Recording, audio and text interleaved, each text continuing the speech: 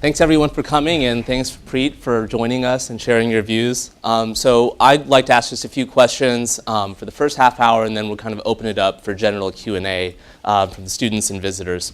So Preet, I think one thing MBA students sometimes don't know is that you manage a large organization with a huge budget, many employees. And also the employees that you have, these assistant U.S. attorneys, have a lot of power and discretion. So just want to kind of kick off, if you can share just kind of your views of management, how you manage a large organization, how you select for people to ensure that they're going to be ethical and kind of make sure the organization is doing what it should be doing. Thanks.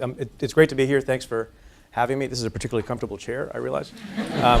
So I apologize if I get too comfortable. People sometimes ask me from time to time, given what we do, and we prosecute a lot of kinds of cases, including white-collar cases. Some, I hate to say it, alums of this very institution have been prosecuted. And people say, why do you come and speak to groups like this? And I say it's because I really, really like the sound of nervous laughter. Thank you. So people may not fully appreciate that, as we were talking about before we came out here, that I'm a lawyer and a prosecutor, and that's a large part of my job, but it probably isn't even the biggest part of my job. I run an institution, like a lot of you will eventually, maybe very soon. We have 450 employees, thereabouts. We have personnel issues we have to deal with. I have a budget I have to deal with. I have 4 different locations. I hire on a regular basis. We have a lot of turnover. So a large part of my job is the same kind of job that any CEO of a company has, which is to make sure that you're motivating people, you're inspiring them, you're retaining them, you're trying to get them to do the right thing, you're trying to get them to row in the same direction and advance the mission of the office. Now, it turns out that the mission of our office is and is always supposed to be not the manufacture of widgets or the provision of some service other than to the taxpayers who pay our salary, and that is to make sure that we ensure that justice is done. And that doesn't mean just notching victories on your belt and putting people in prison, but making sure that the right thing is done in every case for the right reasons all the time. And so my brother is a business person and ran a company and is much wealthier than I am. Sold his business to Amazon for $500 million, so he buys dinner now when we go out. But as part of the question you're asking, he and I have gotten together a lot, and he ran a fairly sizable company and starting a new one now, that a lot of the things that we think about and care about are the same. As I mentioned, motivating people and getting people to do the right thing. So the most important thing, I think, and I think most business people will tell you this, and I learned it when I took over in my job, is to hire the right people. When we get to, hopefully, we'll talk a little bit about culture and ethical culture and creative culture. That's all about the people you bring in. There's no system that can do the job. There's no structure that can do the job unless you have the people in the right place. And so I think about my job sometimes as a lawyer who's involved as a CEO of an institution, sort of a business, and sometimes in the reverse. And I think the same thing about the law. You can't have a good legal structure and you can't have justice being done no matter how good your laws are as a society, or how good your ethical code is as a company, or your strategy is as a company, unless the people who are executing those things understand it, care about it, and are doing it for the right reason. So the number one thing is the people you hire and the people you promote. So just building on that, one thing you've mentioned is that people that salivate of putting, Charlie Sheen and Michael Douglas in handcuffs are not the right people to be U.S. attorneys, because those aren't people who are interested in justice. Yeah, they're actors, right? Right, just when they kind of see the movie Wall Street, that's what they dream about. Those aren't kind of the right people to hire. So just, and part of that is the fit of what you care about and what kind of job you want. So what advice would you give to our students on how they select a job and what kind of career that they're going to do? Yeah, so I've spoken a lot at business schools, including much lesser business schools than this one, and that was a compliment to the school.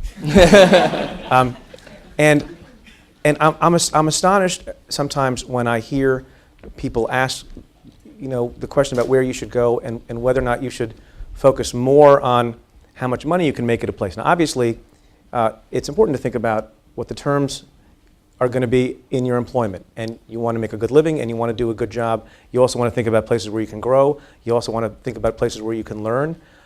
My concern, not on the part just of students who are coming out of one of the best business schools in the world, but also for everyone, for politicians, for prosecutors, for leaders of every kind, is that everyone is always thinking too often about the next day or the current fiscal year or the current budget year for themselves personally and are not thinking about the long run. And so, relevant to my job, I say to people, you should think about the reputation for ethics and integrity of the place you go. And I know that some people sometimes roll their eyes and they say, well, that's sort of a pie-in-the-sky view. It's not my problem. I'm going to be a small person going to a trading firm or going to a financial institution of some sort. You know, that's really not my problem. And I beg to differ with that. I think you should think about what the reputation for honesty is, not only because it's better to work in a place that is like that and has a good reputation, but also because you're taking less risk, less long-term risk with your current employment. Just ask the people who worked at the Galleon Group. And that's a hedge fund that ended up going under because a number of people from that firm were convicted of insider trading offenses. And you know, I believe it to be true that people knew that there was something off about the reputation of that place compared to other places. And there are a lot of people at that place who didn't do anything wrong, who didn't commit any crime, but they now have on their resume the unfortunate taint of having worked at a place where there were bad apples. So I don't come here to lecture about morality and ethics, but to also remind you that those are issues of risk that you have to deal with. I assume that you think all the time about risk and cost-benefit analysis because that's what you do at business school. But sometimes ethical considerations are also important in that regard too. I also think it's the case that the companies, if you cared about, and I know that in Northern California people care a lot about these things, about the ethic of a place and the mission of a company and a business. If everybody cared, if the labor market cared, and you're the labor market, you're the premier labor market for business in the country and in the world, if you cared about those things, then companies would care more about making sure that they're doing things by the book and being straight up. So I'll stop there. So what are some specific things to look for? Just as like a personal example, my first job out of college was at a New York financial institution with the initials GS. And at the time, they were considered to be Let's talk after this. The most, sure, you know, they were considered to be the most up and up firm in terms of kind of the reputation, what the prosecutions looked like in the 80s and 90s. And so it's hard to project, and they got in some trouble in recent times. So what are some like specific red flags you would advise the students to look for if they're interested in working for an ethical organization? I'll tell you an easy one. The interview process is a two-way street. And I had somebody come up to me after I talked to a business class like this one, said, it was a couple of years ago, and said he'd interviewed at 12 or 13 different firms on Wall Street, and only one firm asked any question that suggested to the applicant that the firm cared about the applicant's ethics or the firm cared about what the applicant thought of the firm's ethics. And I said, where are you going to work? And he said, I'm going to go work at that firm. And I said, that's a great thing. You should use the interview process wherever you go to ask questions of your own. And if you ask a question about how they think about ethics and how they think about integrity and how they think about reputation and how they think about the long term, you'll learn a lot from your question, even if you get sort of a pat answer. I'm a big fan of asking questions. I know people say you don't do this in cross-examination of a witness on the witness stand, but outside of that context, I'm a fan of asking questions, even if you know what the answer is going to be, because you learn a lot, and a lot of what you're going to be doing is understanding people, right, as leaders. You learn a lot from how long it takes them to answer it, how uncomfortable they are in how they answer the question, how long it takes them to answer the question. And I give the same advice to business people too. If somebody asks you the question, and when you're hiring, by the way, so soon you're going to be hiring yourselves, you want to perpetuate the kind of integrity and ethics of the institution that presumably you went to. And if you, when you're hiring somebody, ask a question like, here's my favorite question. I don't think anybody ever asks, at least I've never heard anybody asking it at a trading firm. Let me just ask you the question. Suppose you come to the firm, and 6 months from now, you say to the applicant, you have reason to believe, you're not sure, but you have reason to believe that the person sitting 2 doors down from you maybe is illegally trading in inside information. What do you do? Now, you will learn, there's no perfectly correct answer to that question, which might surprise you given what I do for a living. But you will learn about how that person reasons morally. You will learn if that person too quickly says, well, I would absolutely report to the CEO of the company, I would call the SEC, because that's BS. People are not likely to so quickly be able to make that decision. And even though it might sound odd to you for me to say it, a person who so blithely and quickly says that they'd immediately turn in a coworker without full knowledge is not someone you want to hire either. But you're also going to see if someone seems uncomfortable. You're going to see if somebody thinks the answer that you want me to give you is that it's none of my business, and if I don't have proof beyond a reasonable doubt, I'm going to keep my mouth shut. You don't want to hire that person either. So I think in the hiring process, in both directions, if people pay attention and pick up normal human cues about who is likely to do the right thing when presented with controversy or presented with a crisis, you want to work for those people. Great. Just want to pivot a little bit, but stay on this topic of kind of money as a motivator. So you've kind of prosecuted very prominent people. One, I'll just give an example, is the former McKinsey managing director, Raja Gupta, as Dean Rajan mentioned. Growing up as an Indian American, he was an idol in a lot of ways. Basically became the head of an old white shoe consulting firm, the most prestigious consulting firm out there. This person was very wealthy. Many of the people that you've prosecuted are wealthy before engaging in unethical activity. Why do you think such accomplished people cross the ethical line to make money, given that that really shouldn't be a motivator? What are your thoughts on that, given all the experiences you've had with these kinds of folks? Yeah, I don't know. I get asked that question a lot, and I think it's different for different people. I think some people can't help themselves. I think some people are inherently bad people and inherently corrupt people. The interesting thing about the example you give is it's one thing if you ask the question, why do people break the law who should know better to make money? A lot of the people we prosecuted, including the one you mentioned, is not somebody who was on food stamps and needed to make money to survive. We're talking about people, many of them, who had more money than you can spend in a lifetime, more accolades than you could ever put on your wall in a lifetime. Why is it, that's why it's a great question, why is it that they were engaged in absurd criminal activity? And people speculate, as psychologists do, that often it's the case that people are not, it's not about making that extra dollar, but it's about power, and it's about becoming even with other people who are in the class just above you.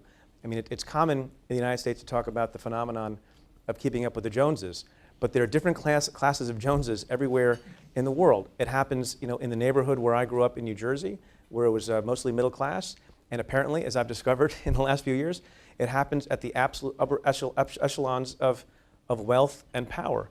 And that's all speculation. I don't know. The thing that is important for us to communicate, and for me to make sure that everybody understands, is it's really not worth it. And it's astonishing to me that there are people who know better and know so much, who put their liberty at risk and put their reputations at risk when they didn't need the money. So if you have answers to the question, I'd be happy to hear what you think. Well, here's kind of one other thought. So one answer that you gave is the difference between relative wealth and absolute wealth. Another theory could be that when you get into these high positions of power, just something psychologically is that you don't think the rules apply to you anymore, or that you don't even believe you're doing anything wrong, or that you're above these simple things called legal institutions. I mean, do you think that plays into a role where it's not even a cost-benefit calculation? It's just... Yeah, look, I think there's an arrogance. So there's a lot of arrogance, both at in the public corruption area and in the corporate corruption area. As I think was mentioned in the intro, we've been charging a number of politicians in New York and convicting them that people think the rules don't apply to them. People think that they're very clever and they can get away with it. I think there's also a little bit of the fault in some areas can fall on the shoulders of prosecutors and regulators, because if for a long period of time nobody's enforcing something, a combination of arrogance and greed and aspiration to power and wealth combined with a lack of enforcement gets people to think, well, not only am I more clever, not only is it okay for me, but no one's going to do anything about it anyway. And the worst thing that's going to happen is I get a fine and I maybe have to disgorge some of my profits. So my cost-benefit analysis tells me I might as well engage in the fraud because I'll probably keep it all, and if not, it was not a bad risk like some other risks that I take. And so part of our job is to disabuse people of that calculus. So if you have like a few minutes here to disabuse audiences like this, one thing to say is it's not worth it, it's not worth the risk. If you could if you had like 2 minutes to kind of build upon that, either stories of people that that they kind of realized after the fact it wasn't worth it, that might kind of drill that home, kind of what would you say? Yeah, so I say this all the time, and when I come to speak to groups like this, it's not only sort of a scared straight program for white collar folks, although it's turning into that, and it's not just, and the people who laugh loudest are the ones I pay attention to. And it's not just to direct my words of caution, and maybe admonition to the 2 or 3 of you in this room who, statistically speaking, are likely to commit serious securities fraud. although I know who you are. And we will be following you after the program. It's really, and this goes directly to your question, it's really to direct my words and cautions to the ears of the vast majority, and I'm sure everyone in this room, of the people who are good and honorable and honest and ethical and believe themselves to be so and want to do the right thing and graduate from business school wanting to do the right thing. And some of the people you mentioned, I believe, had that view and had that view for a long time, and who go to companies wanting to do the right thing, and then something happens along the way, not necessarily because they're doing the wrong thing, but they see other things happening and they don't do anything about it. I think the biggest problem of institutions, not just financial institutions or companies that make products or that provide services, but universities also, and U.S. attorneys' offices also, and legislatures also, is that bad things happen when the vast majority of good people are apathetic and stand by and let bad things happen. That's why you have Penn State. That's why you have problems in sports leagues that we've been talking about a lot in the national media lately. And there's nothing you can do about the 2 or 3, right? Statistically speaking, there's always going to be people who are going to do bad things and whose parents didn't teach them well, I suppose. But you can survive that so long as all the good people, when they're in that situation, have the courage and the fortitude to say something and then walk away, or say something and fix the thing. And it's not easy. The biggest problem I've found in prosecuting cases, and the biggest regret you have when we come in basically forensically, and the fraud is already, by the time we are involved, by the way, it's terrible for everybody. Because the regulators have failed, the internal controls of the company has failed, and people are being led away in handcuffs, and the company may collapse. But for years before that, they were good people, or reasonably good people, who knew at Galleon that something was fishy, who knew at Madoff Securities that something was fishy, who knew at Penn State that young boys were being raped, perhaps. And the great tragedy and regret you have is that those people didn't do anything about it. And so the one thing I would say to people like you in this room, who are all of good faith and goodwill and want to do the right thing, I absolutely believe that. Don't let yourself ever be derailed from that yourself personally, but more importantly, don't let the institution be derailed by bad people who are trying to bring it down, because A, it's the wrong thing to do, and B, it's going to inure to your detriment also. So sometimes there's career risks at doing that, right? That we Yes. know that intellectually it's the right thing to do, but we're saying I have a spouse, I have kids, we have a mortgage payment. There's going to be career risks if I kind of stand up for what's right. So what kind of advice would you give in saying in the long run it's still the right thing to do, even though there might be short-run career risks? It's not easy. It's, I don't want you to think, Preet Bharara parachutes in and he says, quit when you have a mortgage to pay. It's not easy. There's a reason why, by the way, there are 2 different laws in the United States, the False Claims Act and Dodd-Frank, which incentivize whistleblowers to come forward by paying them a percentage of the money that the government recovers, which would seem to be crazy if everyone was ethical and trying to do the right thing and sounding the alarm bell when bad things are happening. And the reason you have that is because it's difficult as a psychological and human matter. People, there are movies about people who are ostracized and books written about people who are ostracized who rightly blow the whistle. And so the only thing you can do is, I think, be aware of that all the time. Think about the lessons that you've learned about bad things that happen to institutions and banks going under and people being harmed physically and otherwise, and institutions failing because you don't do something about it. Now, in the moment, it's not always so easy to do, but there are things you can think about doing in the initial instance. As an initial matter, don't just turn your head away. I'm not saying necessarily that the first moment you feel that there's a whiff of something bad that's going on, that you immediately go on 60 Minutes. But it does mean you don't just have a drink and go to bed. You think about it, you talk to somebody about it, you talk to a friend about it, you talk to maybe a law school friend about it, you talk to a colleague. You do something and you elevate it somehow, because chances are other people think it too. And then it becomes easier if you have a group of people who say, it's hard to go into the boss's office alone. It's easier to go if there are 2 of you. It's easier still if there are 3 of you. And who knows, maybe your immediate supervisor also has that problem, and it will take you as the person of courage to provoke something that changes. And the other point on that I want to make is, another problem I think on the part of young people who are very smart and talented and want to do the right thing, like everyone in this room, is that you arrive at a new place, you don't know what the policies are, you're not expert in the law, you're not expert in the regulation, and something strikes you as fishy. And I think this happens over and over again. And one way you excuse not doing anything about it is you say to yourself, well, what do I know? And it's not always. It's partly maybe you think, I don't want to get in trouble, and I don't want to be ostracized, and I don't want to get fired, and I don't want to be a troublemaker. But often, and maybe this is a self-rationalization, but I think sometimes it's honest, you think, well, what do I know? These are smart people. They seem quite nice. If they think it's okay, then they must be right. And that's the moment where I want you to think about this. You folks are at Stanford Business School. You're among the smartest, most educated, most mature people in the country. I'm willing to bet you a lot of money that if one day, a year from now or 3 years from now, you think something fishy is going on, you're probably right. And you need to trust your instinct for that, because that's often not about the particular regulation and the subpart of the third regulation that just got enacted. It's not about that. I'm talking about when you think people are acting in a moral, and that's why I'm using the funny word, fishy, are acting in a fishy way, you are almost always going to be right about that, and you should pay attention to the voice in your head that says something fishy is going on here, and don't excuse inaction because you think, well, I'm the new guy and I don't really know all the rules. I just want to kind of transition to kind of ethical decisions that business people make to kind of ethical decisions that U.S. attorneys make. Madhav listed a bunch of things your office is doing. I don't even know how you sleep, or you sleep at all. So in addition to terrorism, financial crime, political corruption has been a major focus of the Southern District's work. So you've sought convictions of both Democratic and Republican politicians. U.S. attorneys, it's a very interesting office. It's a political appointed office, but they're supposed to be non-political in their actions. If people remember, a few years ago, this was a big issue in the Bush administration's Justice Department.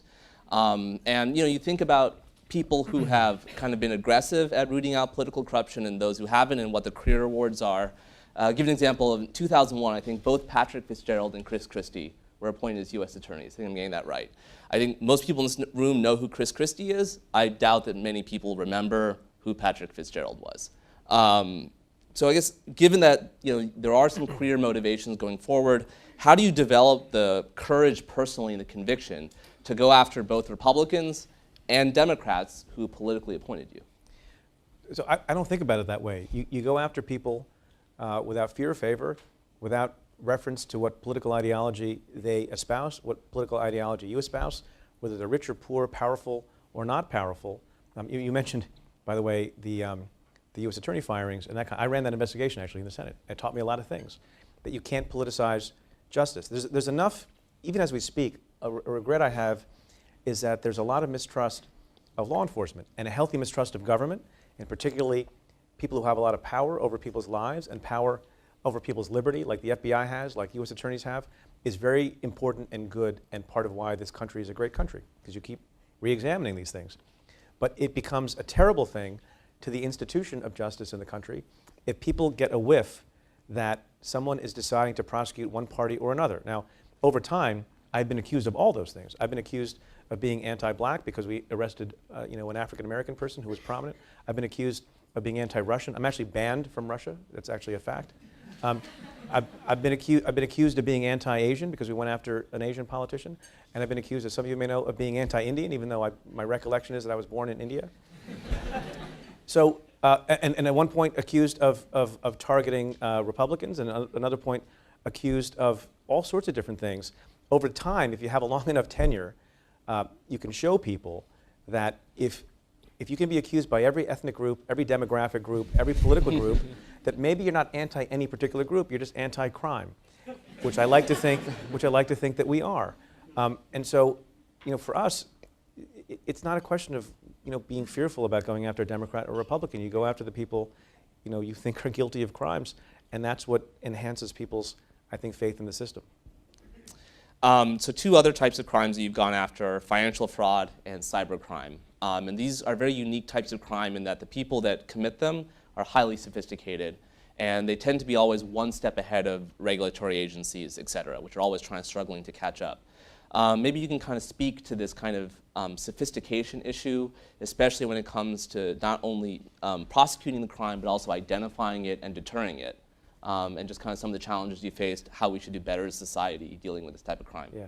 Look, it's a very hard thing, and the world is changing, and part of the reason I like coming to Northern California and to Stanford is to talk about the cyber issue. The first time I came out, I did a whole session with Professor Grunfest talking about the issues of cybercrime. It's nice that it's now getting the kind of attention that I think it deserves. The president talks about it. The president was talking about it here, I think a week ago, right? And all the cabinet secretaries are talking about it. But it's difficult to stay ahead. I often joke, people ask me, what does Preet mean? It's an interesting name. Obviously, I tell them I'm from India.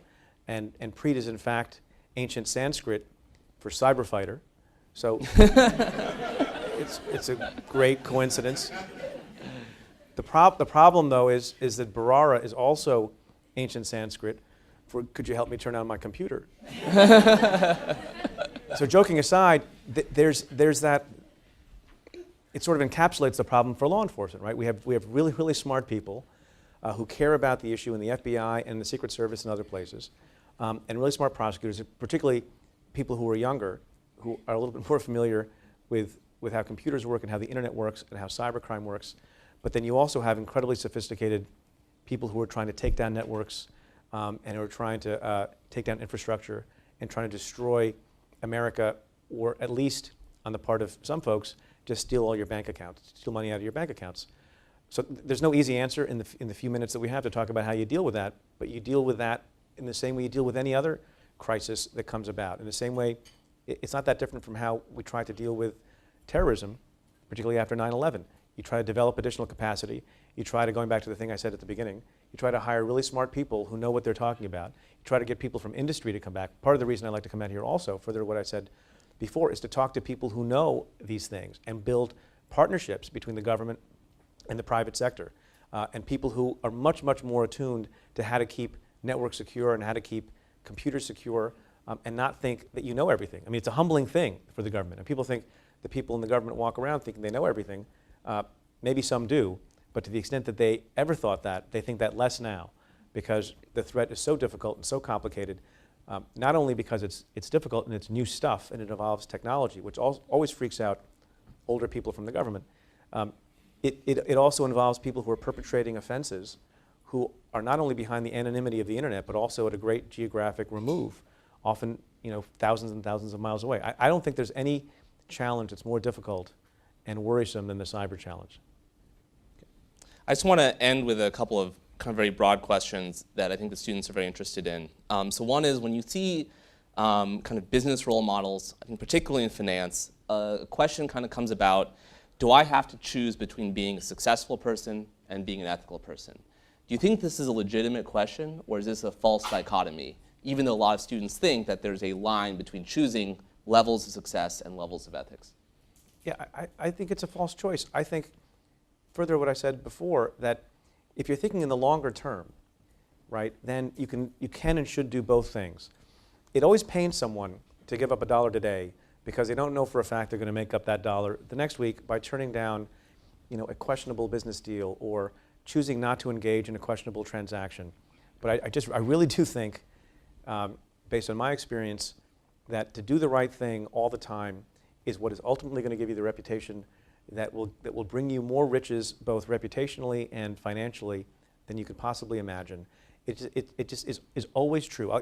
Going back to a question you asked me a minute ago about how you choose to take things on, there are people who I admire who did difficult things. One of them is the current FBI director, who at a time when he's a Republican and was out of office, testified very dramatically in the Senate at a hearing that I arranged about what had gone on with respect to the terrorist surveillance program, and stopped the White House counsel at the time, Alberto Gonzales, from overturning a decision that Jim Comey had made when he was the acting attorney general. And it was very convoluted.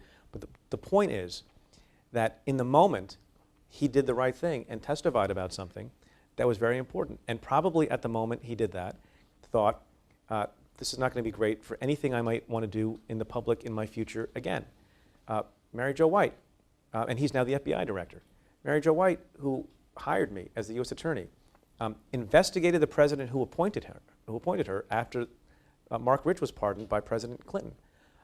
Also probably thought this is the right thing to do because this is my job. And it's not going to further any career prospect I have with the government or to be appointed to anything in the future again. She's now the chairwoman of the SEC. I'm not saying that you do things for those reasons, but I just find over time that if you act with integrity and you take risk, not because you're trying to game anything, but it's the right thing to do, people generally will recognize that. And I think that's true in government, I think that's true in business. And over the long term, people are going to trust you to engage in business deals with you. And if they think you're always have some angle and you're always trying to get over on somebody, in the long term, that hurts your earning potential. I really think that that's true. And so you shouldn't have to choose between those two things. Last question before I open it up to the floor is this kind of idea of corporate culture. You've written about it, you've spoken about it. It's just a very nebulous thing to me. It's a very vague concept, but I think it is very important. So I agree with all the stuff you've written. In a more concrete sense, as these students, a lot of them go and start companies, they have to kind of develop what the culture of their firms are going to be. What specific aspects of corporate culture do you think are crucial to building an ethical organization? How should they go about thinking what aspects of their firm promote a good culture? Yeah. So I've mentioned one already, and a concern I have about a culture of silence that occurs at firms, where you have an environment in which bad things may be happening, but the culture is such that people don't feel comfortable coming forward. And you need to have a place when you're in charge of it, or whatever subdivision you end up being in charge of. You want to make sure that if something bad is happening, whether it's related to an ethical problem or any other problem for that matter, I mean, we tend to overly separate issues of ethics and issues of business and other business risk. You want to make sure that if there's a competitor who's making a better widget than you are, that the boss doesn't know about, that you don't know about as the boss because you're not paying attention, that someone is not afraid of coming into your office and saying, by the way, we're going to have a big competition problem from these other widget makers because they're making cooler widgets than we are. It's called the iWidget 6, and it's going to crush us if you're BlackBerry, for example. In the same way, you want to create a culture in which people are going to come and tell you, I have a little bit of a concern that we have this unit that's playing fast and loose. And one day the SEC is going to come down on us like a ton of bricks. So you want to create a culture in which that happens. But the corollary to that is on the silence issue is you want to make sure you work in a place, and that you perpetuate this, you work in a place where people not only come forward, but someone does something about it. I think that's incredibly important. I think you said culture is a nebulous thing. I think it is. In the same way that it's hard to define what integrity is. It's hard to define what judgment is. I've tried for a long time. It's a lot of different things. In some ways you know it when you see it. In some ways you can make a list of things. And to further make this amorphous, I will say that I think another problem is there's too much of a culture of formalism at places. So everyone's very smart, everyone's very rigorous, you're all very analytical, which is why you got into business school, and I did not. So you make checklists of things, and that's great. But sometimes you need to check your gut, not just check a box.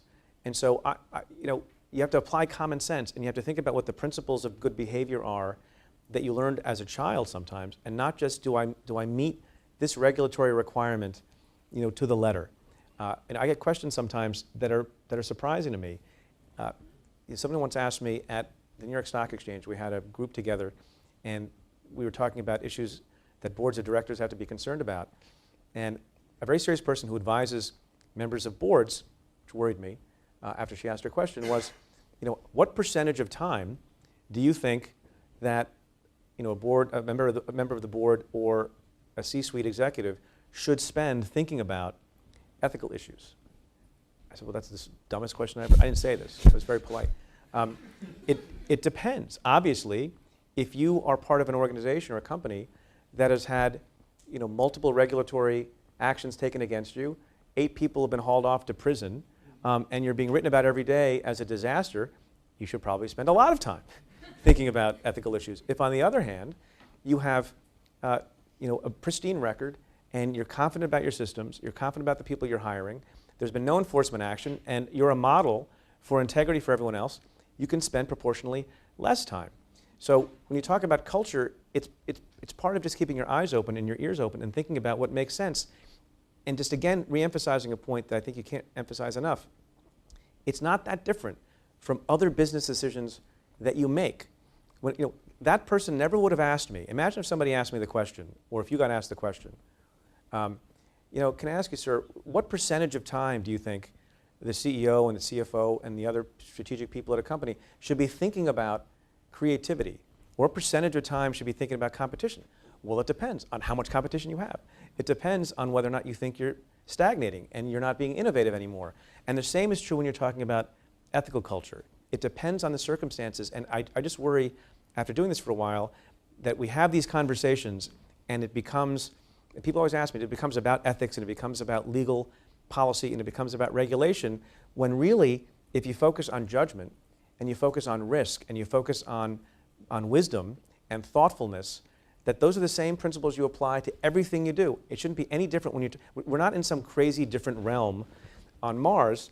It's the same as everything else. And the more people think about it, not as something that you cabin separately, oh, it's ethics, we got to talk about ethics now, or compliance people. It's just like everything else. I think everybody would do a better job. Great, thank you. Just open it up to the floor if anybody has any questions or how we have the mic system.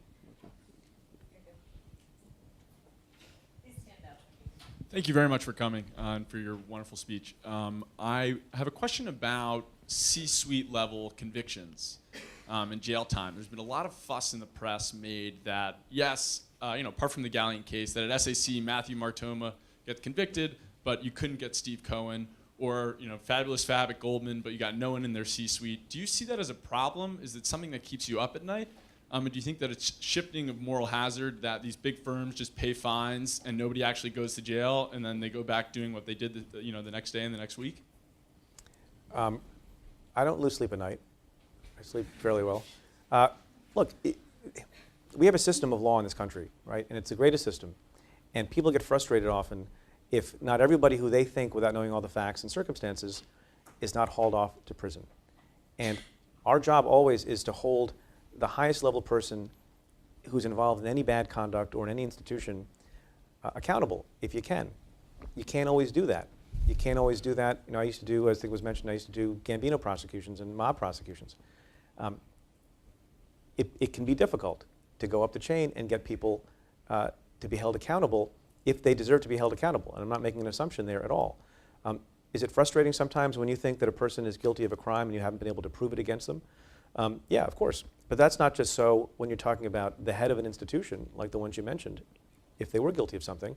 It's also true of the person you think is guilty of a murder who's not part of any organization, because you don't have the witnesses. You don't have a cooperating witness, or you don't have a wiretap, or you don't have some other kind of physical evidence. So there's always a frustration there, because you want to do what's right, and you want to hold the right people accountable, and you want to get bad people off the street. So that's how I think about that, and you do the best you can. So from time to time, people say, well, we should lower the standard to make it easier and to take away the requirement that you have a certain mental state. That would be a very dangerous thing, because it wouldn't just make it easier to charge the few people who become poster children for not having been arrested and get out of jail free cards.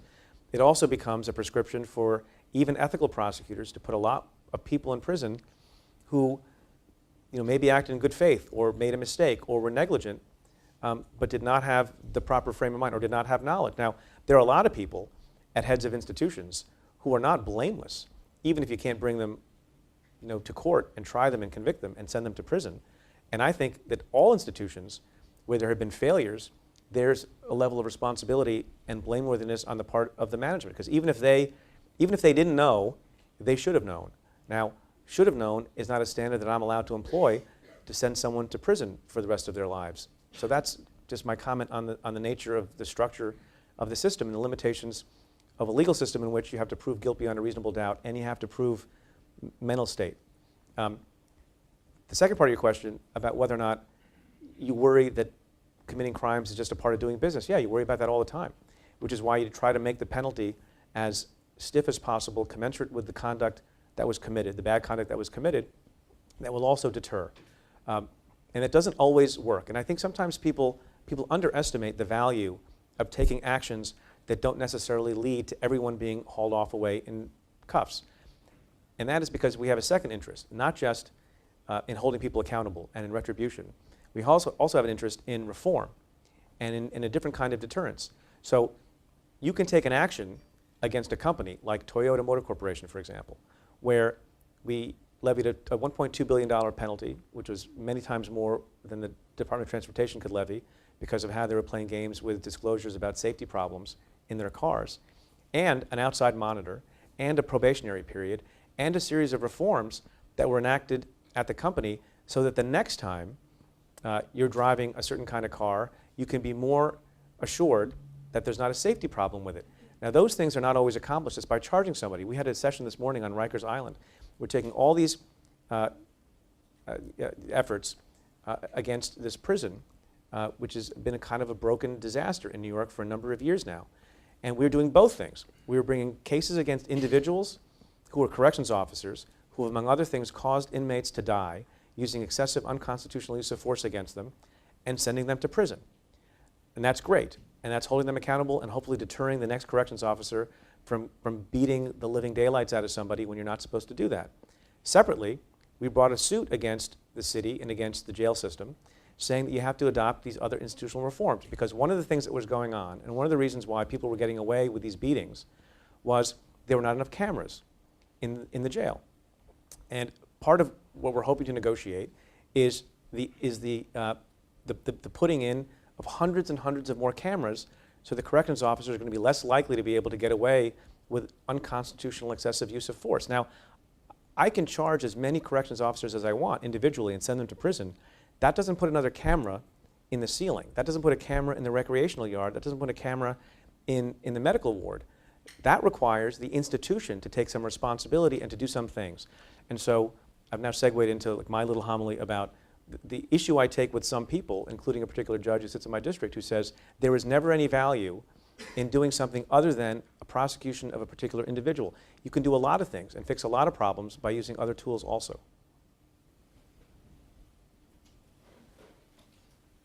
I have a question about prosecutorial discretion. A lot of professional firms and financial firms cannot live with the indictment. That leaves prosecutors a huge amount of power over that. And I just wonder, what do prosecutors think about in their thinking process in exercising that power? In particular, the destruction of Arthur Andersen came in mind, in which Arthur Andersen went down for a conviction that was later overturned. Yeah, so I think people need to get over Arthur Andersen a little bit. That was a long time ago, and I think the pendulum has swung too far in the other direction and swinging back a little bit now. For a long time, I would say that people are overstating the risk to the institution from an indictment or a guilty plea. And that doesn't mean you'd be irresponsible about it, but it turns out to be so. Last year, one of the biggest cases brought in many, many years was my office's case against BNPP, largest bank in France, fourth largest bank in the world. They paid an almost $9 billion fine. They took a guilty plea, and I believe we are not in nuclear winter. I think not only are we not in nuclear winter, the company survives. And it was supposed to survive because we were not trying to kill the bank. Credit Suisse, same thing. I think you'll see that happening a little bit more.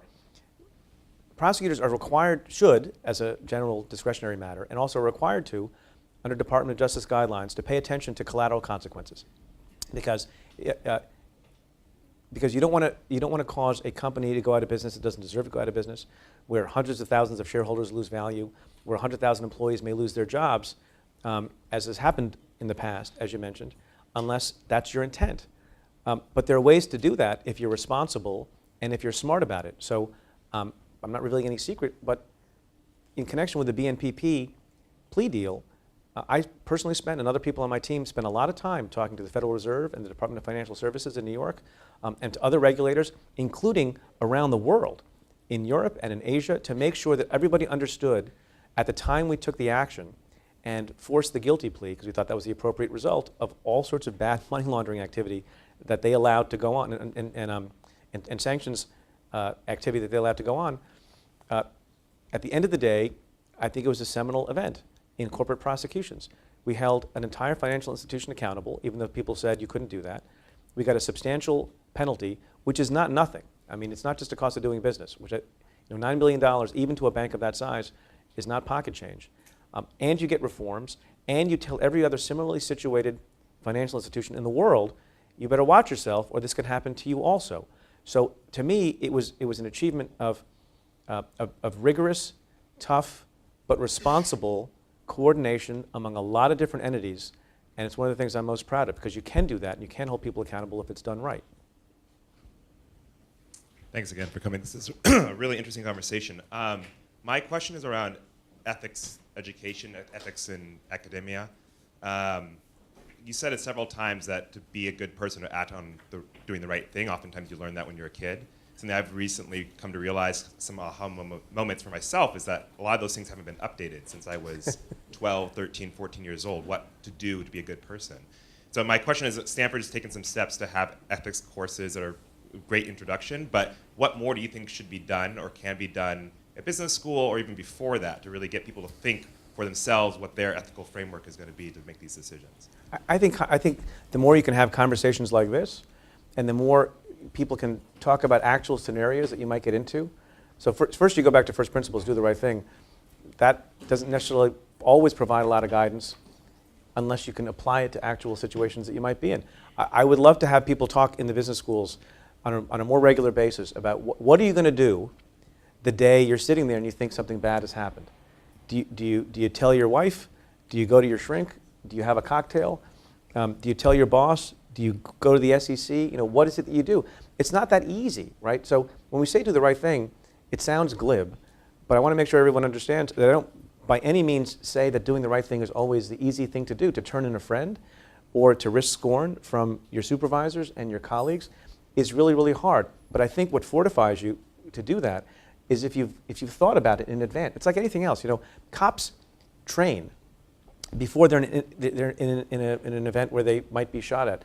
Troops train, quarterbacks train, and part of the training is to imagine scenarios that you might find yourself in, and not to compare ethical behavior to games. But again, all of being good at something and all of reacting well in a moment that's difficult, where there's adversity, whether it's because the team blitzed and you didn't expect it, or because all of a sudden you think you got the raise because someone thought you're going to do something unethical that you'd never agreed to do. It all requires thinking in advance. It requires strategizing about it in advance, and it requires hearing from other people you trust and respect that you should do something about that when that happens to you. Obviously, you need to do other things, like people need to be educated about what the laws are and what the guidelines are. I don't spend a lot of my time talking about that because you know what? You can call the counsel's office in your firm to figure out what the law should be. We have a lot of regulations in this country, and we have a lot of rules and a lot of policies. But what I think people forget about is the basics, the things you learned when you're a kid. Is it right to do or is it wrong to do? And sometimes if your gut tells you it's wrong to do or it feels fishy to do, but 8 lawyers tell you, well, technically if you do it in this way and you make these disclosures and you stick your head in the sand with respect to these other 3 facts, you could probably get away with it. You should aspire to a higher standard than that. Thank you for coming. As a European who come into the US since I was a teenager working in business, I see that actually the reputation sometimes of US companies is I suffer quite a bit. And the issue is when you talk to Germans, for example, there is this kind of uneasiness about the spy scandal and the way that sometimes the kind of US chambers of commerce do not really come out into the world with a really very kind of ethical stance. So in a way, the issue is beyond ethics. It's about reputation of the United States. So my question is, what can one do? What can you do? Because Me? actually, you and maybe you with we don't often, I think, hear the President of the United States and other officials put emphasis on how important for the U.S. reputation it is to have good businesses around the world. So I think it's a big issue. Yeah, I think everyone should talk about reputation, and that goes a little bit beyond than moralizing about do the right thing and everyone's supposed to do the right thing and eat your vegetables. There's a practical consequence, and bad reputation, and I think part of the point of your remarks is that it has a long-term business implication for the companies also, because reputations are affected adversely. So I think, I try to do it. I talk about it in these groups like this. There's not a more influential group going forward than this group, I think. I endorse the idea that people should be talking about these things all the time, and reputations are important. I think we have time for 2 more questions, or 1 more? 1 more question, okay. So you talked a lot about some of the challenges that arise out of the complexity of financial fraud. And I was wondering, obviously you probably cannot reveal all the information regarding to it, but do you see a lot of connection between the world of finance and the world of organized crime? You mean structurally, or do you mean actual organized criminals engaging in financial fraud? Because we have both. Whatever you're allowed See, from time, look, the mob exists. I get asked questions all the time about the mob, and I used to be a mob prosecutor. The mob is not engaged in as serious violence as I think it used to. I think it got smart. It figured out, like a lot of people maybe in this room, that you can make money doing securities work than you can doing fly-by-night extortion schemes against restaurant owners and construction industry people. One of the biggest cases that was brought in my office before I became the U.S. Attorney was, I'm forgetting the name of the operation, but it was a lot of people in the mob who were engaged in a petty stock fraud scam. So wherever there's an opportunity to make money through fraud, or through extortion, or through something else, the mob will figure out a way to make money there, and I think they've done so here. But I don't think it's a huge incursion, but they do some of it. Yeah.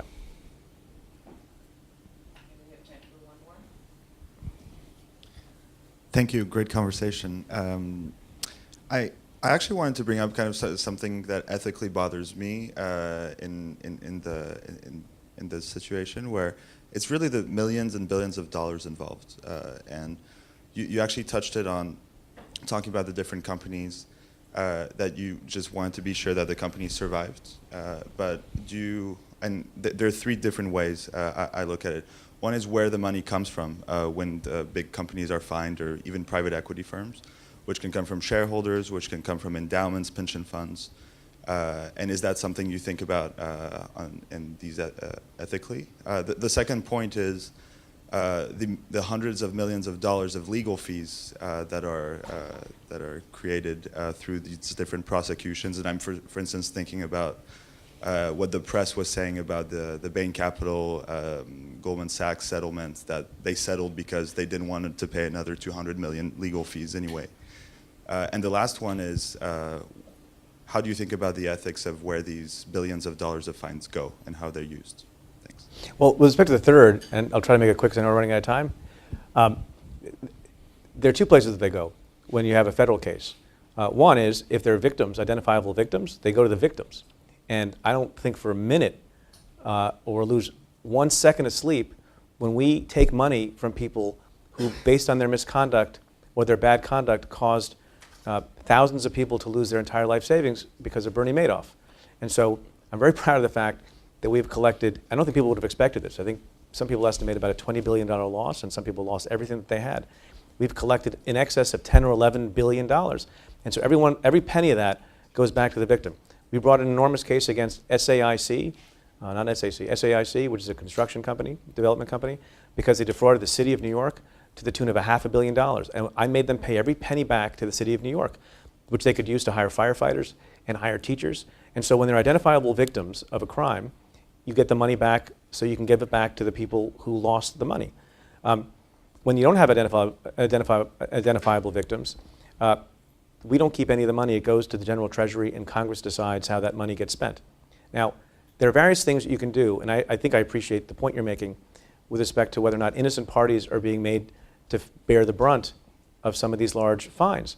I'll quote from what Jim Comey said, who put it best when we brought a case recently, the current FBI director. If the shareholders are upset about that, then the shareholders should do something about it. And the shareholders should not allow companies, you know who should be angrier? I shouldn't be the angry guy. The shareholders should be angry. And the shareholders should be demanding sometimes the heads of the people who are at the top of these institutions who allow the misconduct to happen such that those fines are levied. Because I don't think you're going to find a lot of prosecutors having sympathy for the idea that a lot of, and you can quibble about particular cases and say, well, was this an appropriate fine or not? But if it's the case that people in their good judgment believe that bad conduct happened and there has to be a disgorgement of profit or there has to be some lesson, that's what's called a penalty, that money has to come from somewhere.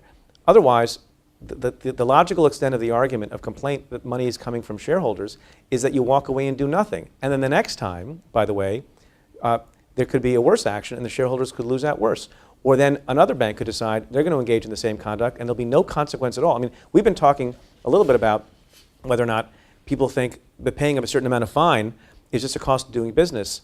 So I sometimes worry that there are actually people who think in the opposite direction, that there shouldn't even be the cost of doing business. There shouldn't even be a fine because it unduly affects people who may be innocent. Shareholders of companies that continue to engage in bad conduct repeatedly are not innocent in the sense I mean, they're innocent in the criminal law sense, but they should care about the conduct of business at the institution in a way that they provide the better reforms. You know, it's a good point to end on.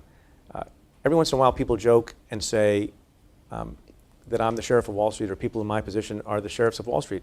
You know, really not. There's actually very little that I can do. There's very little that prosecutors can do, because by the time we show up, everything has hit the fan. The companies have gone under. People have been fired. People have been arrested.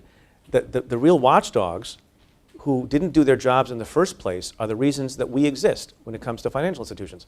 The boards of directors didn't do their job. The CEOs didn't do their job. The shareholders didn't get upset. And it is astonishing to me when I hear people who are shareholders of companies who are complaining more about the fine than about the conduct that led to the fine.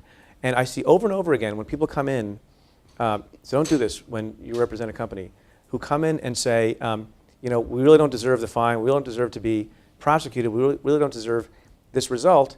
And I say, well, you know, what happened to all the people who were responsible when these bad things, and they'll acknowledge bad things happened, mistakes were made. And so what happened to them?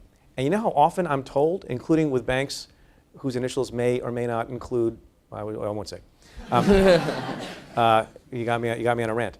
And I say, what happened to this person? Promoted. What happened to this person? Promoted. Was anybody fired? No.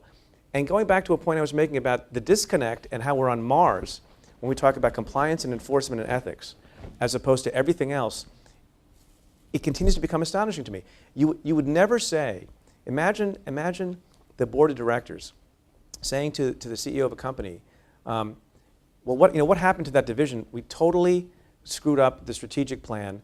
We are far behind on everything we expected to do, whatever your business is in, and saying, we failed. No one's saying they engaged in criminal activity, but we failed. The people who were in charge failed to have the place act well.